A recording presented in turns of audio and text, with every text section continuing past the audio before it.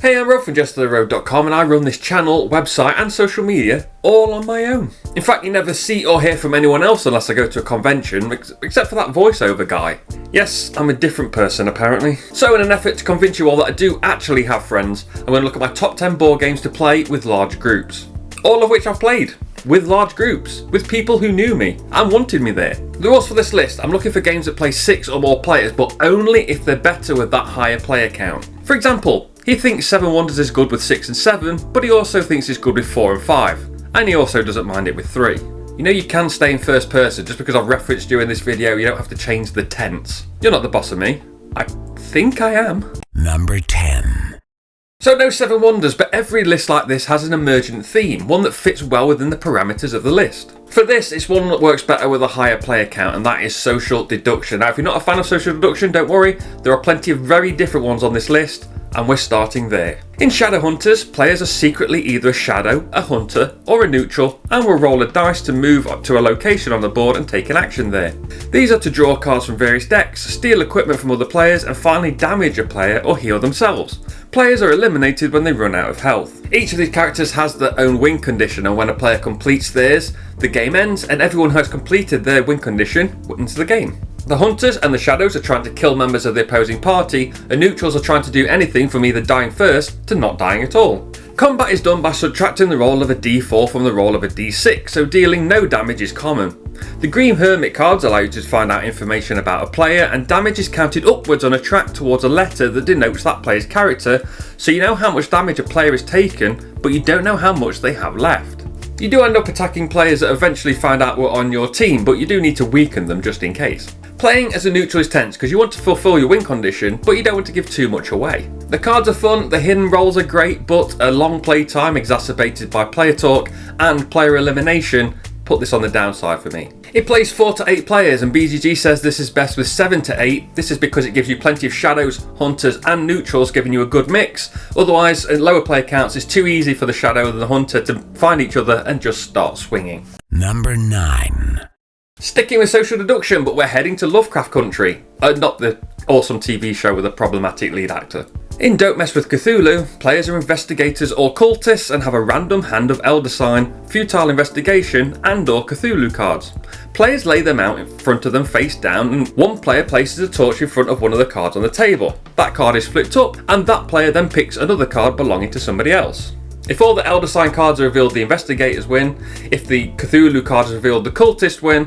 And the losers receive a sanity token, and you start a new round distributing new rolls. Once a player has 3 sanity tokens, the game ends, and the players with the fewest sanity tokens are the winners. There are a few special investigation cards that trigger effects when revealed. So here the table talk is pretty much I don't have the Cthulhu card, and it can lead to just 2 people on the table bouncing the torch back and forth taking turns, which isn't fun for everyone else sat at the table. The game plays 4 to 8 players, with 7 seen at the best because that is when you have to reveal 7 Elder Sign cards. It's also the lowest player count with 3 cultists in the game, and as one of the roll cards isn't used game to game, it guarantees at least 2 cultists when playing with 7 and 8 players. Also, when a number of cards have been revealed equal to the player count, so in this case 7, the unrevealed cards are gathered together, shuffled and dealt out evenly, meaning the Cthulhu card moves and everyone is back in the game. If after 4 rounds the Elder Signs cards haven't been revealed, the cultists win as well, so 7 players, 35 cards and a maximum of 2 cultists, it just works well.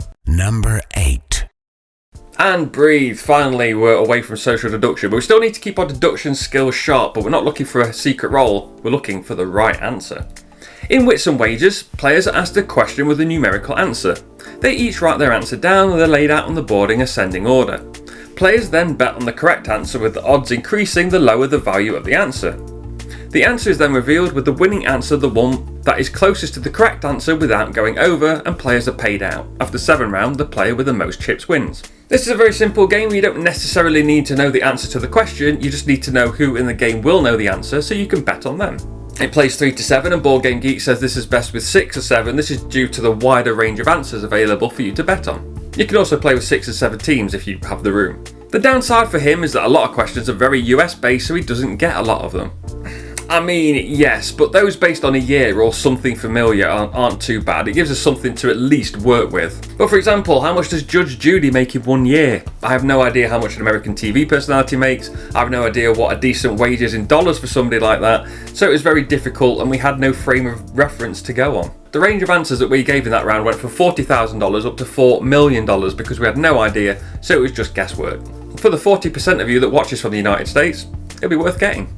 And for the 10% of you in the UK who are watching this, there's 100 question cards, each has 7 questions, so you can skip a few. Number 7.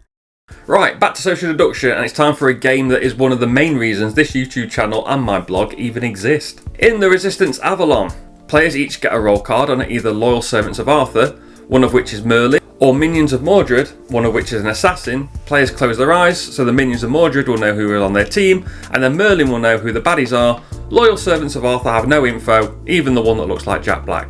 A player hands out tokens to players around the table to go on a mission, then players vote whether those players should go on a mission. If they don't, then all the tokens are gathered back in, and the next player will choose a party. When it is approved, those players secretly submit a success or fail card, but players on Arthur's team must submit a success. All successes and Arthur's team wins a point, but if just one card is a fail, then Mordred's team gets a point. First team to 3 points wins.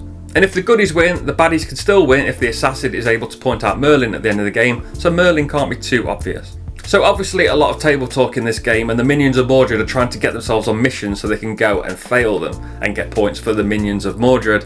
And even the voting that takes place can give you a lot of information about what players are thinking, and it's good. I love this game.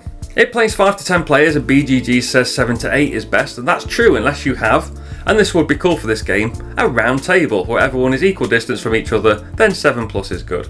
With more players, the extra roles fit in too. Percival knows Merlin, so can help them out, but Morgana will also show as Merlin, giving Percival something to think about. Mordred stays hidden for Merlin, which is fun, and the other roles are meh. The downside is the game lasts 30 minutes and relies on new players not giving anything away, and also if a new player, somebody who's never played before, gets Merlin, it's pretty much time to shuffle up the cards and redeal. But I have fond memories playing this with my many good friends. Number 6. Moving away from social deduction again, and it's time to get wood. In Pitchcar, players take turns flicking a disc representing a car around a track, and whoever passes the finish line first wins. There's more than that, isn't there? Go on, voiceover guy, do something. If you flick your car off the track or knock another car off the track, they get to put it back where it was, so care needs to be taken. If a car wildly skips spaces or rolls onto its side and goes back onto the track, that's fine, but they can only skip 2 track segments at most. But you can also make the track different each game, adding jumps and other obstacles. Back to you. Rude.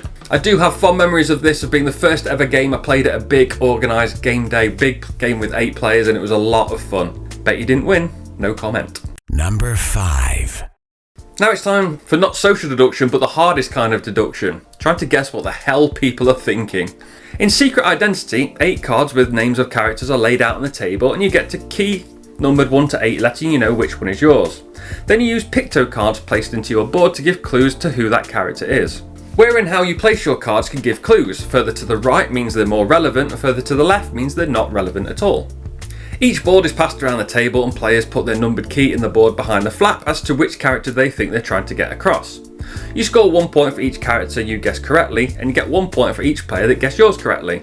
Most points after 4 rounds wins. You do need to know who your character is, or at least know them well enough to be able to give clues to other people about who they are. One game I played, we had someone in their early teens who didn't know half the characters on the table, and we kept having to shuffle and redeal to get rid of the ones he hadn't heard of before we started doing the actual fun part of playing the game.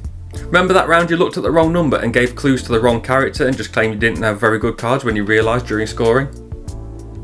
A challenge relating to the rules is that you only have 10 picto cards for the whole game, so if you use a lot during the first 3 rounds, you won't have many left during the final round, so you have to sort of balance about how many cards you're going to use.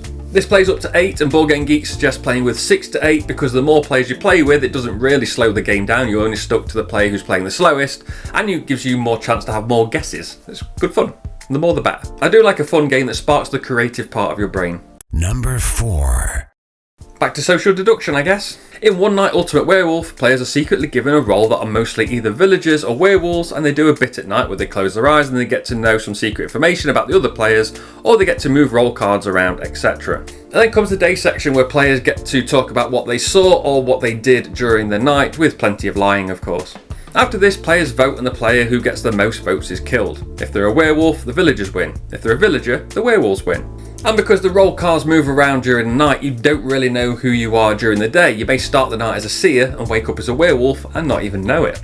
There are so many roles, and each will cause a mild amount of chaos and give just enough information for players to be able to use it to their advantage or hide behind if the table turns against them. It plays 3 to 10 players, and Board Game Geek says this is better with 6 to 8, and I agree with that. It means you can use the fun roles but leave out the really complex or the really chaotic ones out at that player count. Haven't you played this with 3 players hundreds of times and really enjoyed it? Isn't that against the rules of this list? Not hundreds of times, but yes, but that was more of us like getting really addicted to a new game when it first came out. Given the chance, I play this with more every time. Number 3. Sticking with social deduction, but changing the game slightly. In Werewords, players are given a secret role with one in the middle of the table. The player that is the mayor reveals the role and then secretly looks at the card in the middle of the table. They then pick a word and either write it down or pick it on an app. The player that is the seer and the werewolf will take turns secretly look at the word in one of those eyes closed sessions. Then players will ask the mayor yes or no questions, and the mayor can't talk, they can only give tokens that say yes or no. The seer is trying to steer people towards getting the right answer, and the werewolves are trying to steer people away from it. If the players get the word, the villagers, the seer and the mayor will win the game. The werewolves have got 15 seconds to find the seer, and if they do, the werewolves will win. If they don't get the word, the werewolves win, but then there is a vote, and if the majority of players vote for the werewolf is killed and the villagers win anyway. So obviously it's One Night Ultimate Werewolf with word guessing instead of just all out arguing, which is why I put it one place higher. I really do like this style of deduction against the clock, and I really enjoy the game as the seer and the werewolf, trying to help and hinder without being too obvious. The Deluxe edition plays 2 to 20 players, and Board Game Geek says to play it with 6 or 8, although I don't see a reason not to play it with 7. I don't know why the odd number's missing there. But I do get why it's on the lower side. With fewer than 9 players, you only play with 1 werewolf instead of 2, which makes the game a bit better, and you're not using the more complex chaotic role and you're concentrating on the core word game. Plus it's one of the few games you get to ask, does it fit in a bread bin on a regular basis? Very true. Number 2.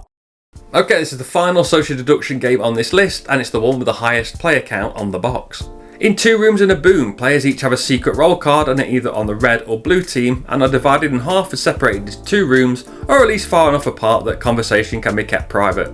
Players have a few minutes to chat and then they swap a person with their group from one from another group, and the chat continues. After a few minutes, a few chats and a few people swapping rooms, players reveal their roles. 1 player on the blue team will be the president, 1 player on the red team will be the bomber, and if they end the game in the same room, the red team wins, otherwise the blue team wins. And that's pretty much the basics, but the fun and hilarity comes from the more advanced roles. Let's look at my favourites. Something you can do is full reveal, meaning you can show your card to someone, or partial reveal by covering the words on the card and just showing the colour of it. But the spy is on the blue team and has a red card, or vice versa, meaning you can't always trust the partial reveal. And the shy guy can't reveal at all, giving players something to hide behind, refusing to reveal their card. There are much more complex and chaotic roles, and the game plays from 6 to 30, but BGG says it's best between 14 and 22 players at the even number, and I agree. Although I don't mind the odd number of players, the odd player is usually doing something on their own outside of the rest of the game, and it's not quite as fun, but it can be. Too few players and it's hard for the president and bomber to hide. Too many and you end up with the players playing random games on their own and not even interested in what the red and or blue teams are doing. So at its base level it's fun. Now if you're adding Cthulhu, Romeo and Juliet and the Journalist, it's still fun, but in a different way. And now, number 1. Okay, on to the number 1 game on this list, and a lot of games have a discussion in them, but it's time to get rowdy. In Panic on Wall Street, players are divided into 2 sides, managers and investors. In 2-minute rounds, investors bid in a free-for-all manner to set a price for shares in the managers' companies. After 2 minutes, the final price each manager accepted is set and the dice are rolled. This will change the value of those shares, with each of those 5 available being a varying degree of price and volatility. Investors collect income from the shares they purchased, and managers collect what they are owed from the investors, and then pay fees for each of the companies they own. Then managers have a round against each other bidding for new companies to add to their portfolio to be able to make money from in the next round, and after 5 rounds, the manager and the investor with the most money are the winners. What I like about this game is it offers a high level of interactivity between the players, but also it offers something different from any other game on this list. Also, it means that after one game, which only lasts about 30 minutes, the managers and investors can swap sides and you've got a completely different game. The discussion and bidding phase is very chaotic, and investors trying to outbid each other without overpaying, weighing up the risk of the shares they are buying, while investors are trying to maximise bids for their companies without being too greedy and losing out. It plays 3 to 11 players, with BGG suggesting 7 to 11, and the higher player count allowing for 4 to 6 investors, giving 3 to 5 managers something to bid on. If I remember rightly, you suck at this game.